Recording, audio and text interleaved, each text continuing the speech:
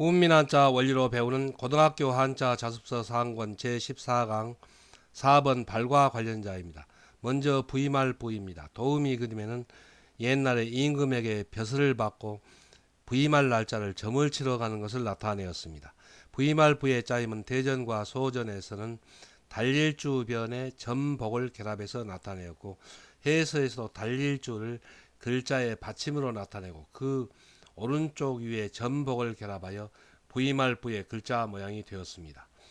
현대에도 이삿날이나 결혼식 날 등을 결정할 때 길이를 점을 쳐서 귀신의 뜻에 맞게 정해야만 아무 탈이 없고 좋은 일이 생긴다고 믿고 따르는 사람들이 있습니다.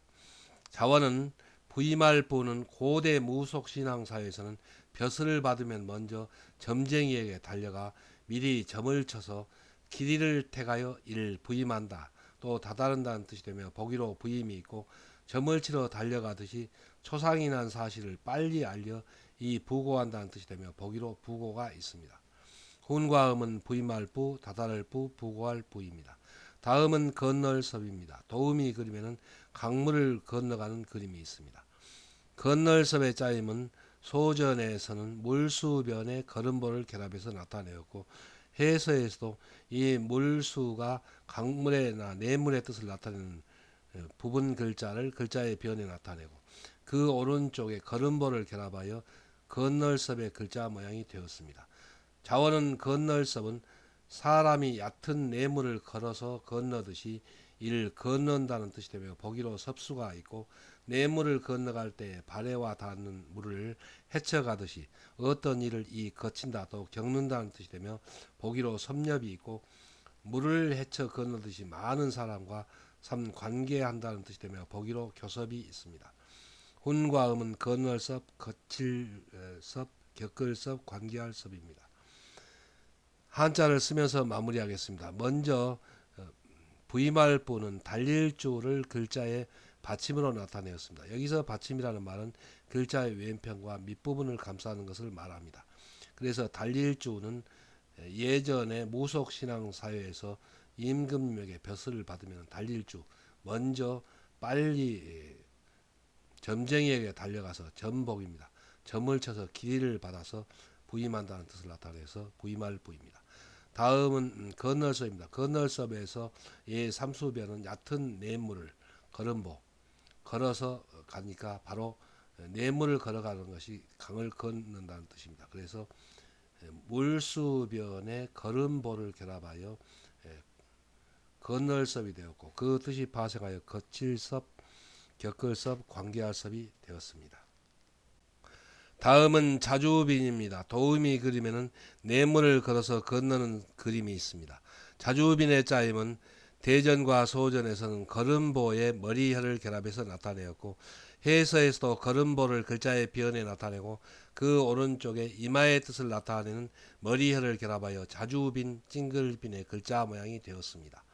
자원은 자주빈은 내물을 걸어갈 때 일어나는 물결이 이마를 찌푸릴 때 생기는 주름살과 흡사함을 나타내어 물결이 계속하여 일어나듯이 사건이 여러 번 거듭되는 것을 나타내어 이를 자주라는 뜻이 되며 보기로 빈발이 있고, 이마에 주름살을 지으니 이 찡그린다는 뜻이 되며 보기로 빈축이 있고, 물결이 일어나는 물가라는 뜻이 되며 이 물가 빈과 그 뜻이 흡사합니다. 훈과 음은 자주빈, 찡그릴빈, 물가빈입니다. 그러나 현대에서는 1번과 2번의 뜻으로만 주로 쓰입니다. 다음은 소통할 소입니다. 도우미 그림에는 아기를 낳고 엄마가 누워있는 그림이 있습니다. 소통할 소의 짜임은 대전과 소전에서는 짝필변에 흐를유를 결합해서 나타내었고, 해서에서도 이 발소의 뜻을 나타내는 짝피를 글자의 변에 쓰이는 모양으로 글자의 변에 나타내고, 그 오른쪽에 아이가 태어난다는 뜻을 나타내는 흐를유를 결합하여 소통할 소의 글자 모양이 되었습니다. 자원은 소통할 소는 아기가 발을 세상에 내딛고 모체로부터 태어나듯이 맡겼던 일이 이를 소통한다는 뜻이 되며 보기로 소통이 있고, 소통되는 것은 틈이 성기다는 뜻이 되며 보기로 소밀이 있고, 임금에게 백성의 뜻이 소통하도록 상소한다는 뜻이 되며 보기로 상소가 있습니다.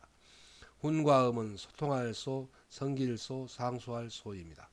한자를 쓰면서 마무리하겠습니다. 먼저 자주비는 걸음보변에 머리혈을 결합해서 나타내었습니다. 그래서 우리가 내물을 걸어가면 물결이 계속 일어나듯이 머리혈은 이마에 얼굴을 찡그리면 이 주름살이 여러 겹으로 생긴다는 뜻을 나타내었습니다. 그래서 그 물결과 주름살이 흡사함을 나타내서 물결이 계속하여 일어나듯이 사건이 여러 번 거듭된다는 뜻을 나타내어서 자주라는 뜻이 되었습니다. 그래서 자주빈이고 그 뜻이 파생하여 찡그릴 빈 물가빈이 되었습니다. 다음은 소통할 소입니다. 소통할 소에서 이 부분은 짝필인데 그 뜻은 발소입니다. 그래서 어린 아이가 발을 세상에 내딛고 여기서 흐를 유는 그 자원에서 아기가 모체로부터 태어난다는 뜻입니다. 그래서 아기가 발을 세상에 내딛고 이 세상에 태어날 때에 태어나듯이 막혔던 일이 소통한다는 뜻을 나타내어서 소통할 소이고 또 그 뜻이 파생하여 성길소 또 상소할 소가 된 글자입니다. 다음은 나물소입니다. 도우미 그림에는 밭에서 나는 배추나 무나 당근의 그림이 있습니다. 나물소의 짜임은 대전과 소전에서는 풀초 머리 밑에 짝필과 흐를유를 결합해서 나타내었고 해서에서는 이 풀초가 글자의 머리에 쓰이는 모양으로 풀초 머리를 글자의 위에 나타내고 그 밑에 발소의 뜻을 나타내는 짝필이 변에 쓰이는 모양으로 변형하여 글자의 변에 나타내고 그 오른쪽에 아기가 태어난다는 뜻을 나타내는 흐를유를 결합하여 나물소, 채소소의 글자 모양이 되었습니다. 자원은 나물소는 사람이 먹는 나물의 씨앗을 밭에 심으면 동물의 발처럼 씨앗이 뿌리를 내리며 아기가 태어나듯이 싹이 터 나오는 것을 나타내어 나물도 채소라는 뜻이 되며 보기로 채소가 있습니다. 훈과음은 나물소, 채소소입니다. 다음은 제초갈촉입니다. 도우미 그림에는 119 구급대가 매우 급하게 길을 제쳐가며 달려가는 것을 나타내었습니다. 제초갈촉의 짜임은 대전과 소전에서는 사람인 변에 발족을 결합해서 나타내었고 해서에서도 사람인 변을 글자의 변에 나타내고 그 오른쪽에 발족을 결합하여 제초갈촉의 글자 모양이 되었습니다. 자원은 제초갈촉은 사람이 시간이 너무 촉박하거나 안타까운 일이 있을 때 발을 동동 구르며 이를 제촉한다 또 독촉한다는 뜻이며 보기로 촉구가 있고 시간이 급히 다가와 제촉하지 않을 수 없을 만큼 이 촉박하다는 뜻이 되며 보기로 촉박이 있습니다. 훈과 음은 제촉할촉, 독촉할촉, 촉박할촉입니다. 한자를 쓰면서 마무리하겠습니다. 먼저 나물소, 채소소는 풀초 머리를 글자의 위에 나타나는데 그 뜻은 사람이 먹는 나물의 씨앗을 밭에 심으면 그런 뜻입니다. 그래서 밭에 심으면 짝필이 글자의 변에 쓰이는 모양으로 변형하는데 그 뜻은 발소입니다. 그래서 동물의 발처럼 뿌리를 내리고 흐를유는 이 자원에서 아이가 태어난다는 뜻입니다. 그래서 아이가 태어나듯이 싹이 터 나오는 것이 바로 채소라는 뜻을 나타내어서 풀초 머리 밑에 발소와 흐를유를 결합하여 채소소 나물소가 되었습니다.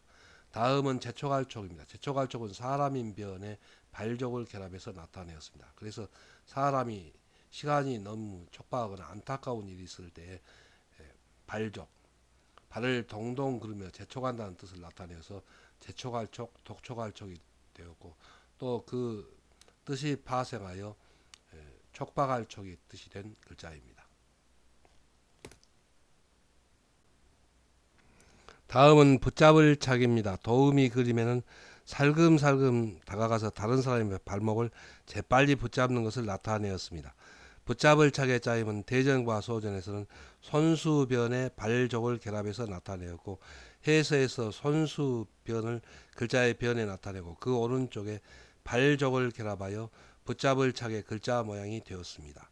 자원은 붙잡을 착은 돌아다니는 닭을 붙잡으려면 모이를 주고 닭이 열심히 모이를 먹고 있을 때 살금살금 다가가서 재빨리 손을 내밀어 닭의 발목을 붙잡는 것처럼 이를 붙잡는다 또 사로잡는다는 뜻이 되며 보기로 포착이 있습니다. 훈과 음은 붙잡을 착, 사로잡을 착입니다. 다음은 떨어질 거입니다. 도우미 그림에는 닭의 발의 그 뒤쪽 중간에 크게 붙어 있는 며느리 발톱을 나타내었습니다. 이 발톱을 왜 며느리 발톱이라고 했을까요? 그래서 다른 가족들과 외톨이라는 뜻이 되겠습니다. 이 떨어질 거의 짜임은 대전과 소전에서는 발족변의 클거를 결합해서 나타내었고 해서에서도 이 닭의 발이라는 뜻을 나타내는 발족을 글자의 변에 쓰이는 모양으로 변형하여 글자의 변에 나타내고 그 오른쪽에 클거를 결합하여 떨어질 거의 글자 모양이 되었습니다. 자원은 떨어질 거는 닭의 발가락이 생긴 모양을 보면 닭의 발의 뒤편 중간에 크게 붙어 있는 것이 이 며느리 발톱이라는 뜻이며 보기로 거조가 있고 며느리 발톱이 다른 새 발가락과 따로 떨어져 있듯이 거리가 떨어진다는 뜻이 되며 보기로 거리가 있고 닭이 싸울 때 공중으로 날아올라 며느리 발톱을 쳐들어 앞세우고 상대를 막는다는 뜻이 되며 보기로 거전이 있습니다. 훈과 음은 떨어질 거, 며느리 발톱 거, 막을 거입니다. 한자를 쓰면서 마무리하겠습니다. 먼저 붙잡을 착, 사로잡을 착은 손수변의 발족을 결합해서 나타내었습니다. 그래서 사람이 손으로 재빠르게 손을 움직여서 사람이나 어떤 동물의 이 발을 붙잡는 것처럼 붙잡는다는 뜻을 나타내서 붙잡을 착이 되었고 또 사로잡을 착의 뜻이 되었습니다. 다음은 떨어질 거입니다. 떨어질 거는 발족변의 클거를 결합해서 나타내었습니다. 여기서 발족은 닭의 발을 뜻하고 이 발족이 글자의 변에 쓰이는 모양으로 변형하였습니다. 그리고 클거는 그 뒤쪽 중간에 크게 붙어 있는 며느리 발톱을 나타냅니다.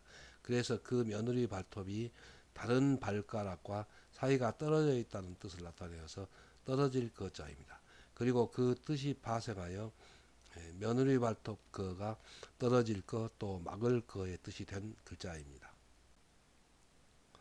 다음은 세로종입니다. 도우미 그림에는 한 사람이 길을 걸어가고 있는 그림이 있습니다.